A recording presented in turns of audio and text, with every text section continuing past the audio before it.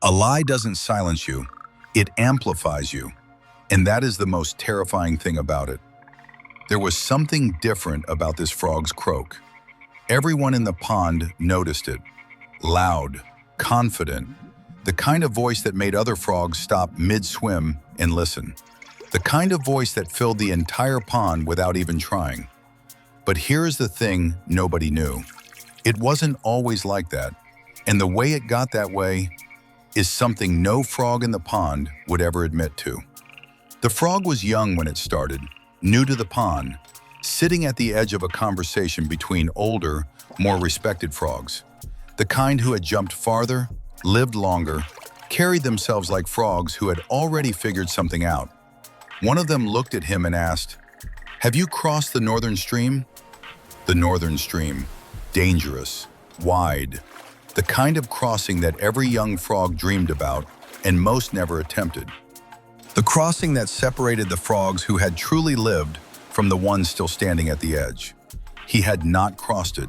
He had not even come close. But the older frogs were waiting, and the silence before his answers stretched just long enough to make the truth feel like a door he didn't want to open in front of these particular frogs on this particular evening. "Yes," he said, once. One word. And something in the pond shifted. The older frogs nodded. The conversation moved toward him instead of past him. Space opened up at the better lily pads. Eyes that had looked through him moments ago were now looking directly at him.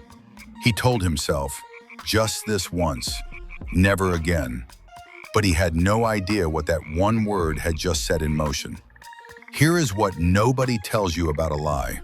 The world responds to it. And when the world responds, when the pond treats you better, listens to you more, gives you things you were never given before, something happens inside you that is very hard to undo. You want more of it. So when the next moment arrived, another circle of frogs, another question he didn't have the honest answer to, the first lie had already changed something in him. It had shown him that this pond rewards the frog who sounds certain far more than the frog who is. It had taught him that borrowed confidence opens doors that raw truth sometimes quietly closes. He lied again, bigger this time. And here is the part that should disturb you. His croak was louder. Not just to others, to himself.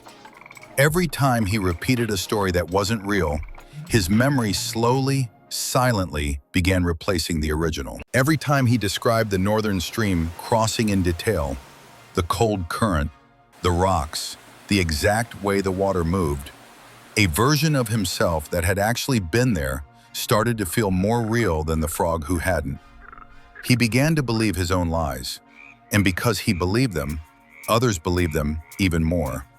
And because they believed them, he said them louder, croak by croak, story by story, the volume rising so gradually that not a single frog in the pond noticed it happening, including him.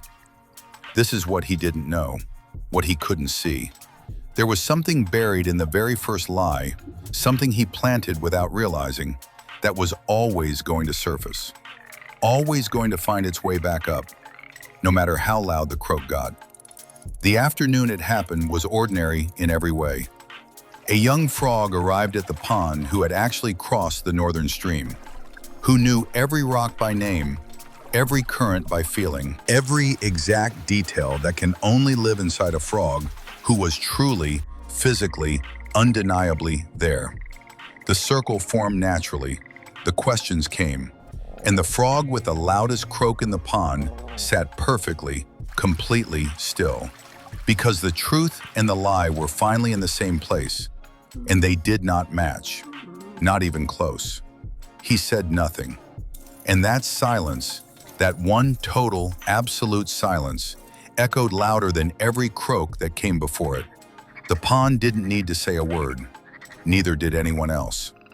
That evening he sat alone at the far edge of the pond and understood something that had been true from the very beginning. The pond never needed his loudest voice. It needed his truest one. A real croak, quiet, unpolished, honestly his, travels further than a borrowed one ever could. Because frogs can hear the difference. They always could. His name was Tad, and that night he finally went quiet, and it was the most honest sound he had made in years. And maybe that is the real question this story is asking you. Not whether Tad lied, but whether you know, truly know, which version of yourself you have been showing the pond. Because most of us don't. Not because we are dishonest, but because we have never stopped long enough to actually look. That is exactly why I created the Mirror Moment Worksheet, a simple self-reflection tool with questions designed to help you see yourself clearly, maybe for the first time in a long time. 5 to 10 minutes, just you and your honest answers. $1, link below. Because the only thing that should ever stand between you and knowing yourself is the decision to begin.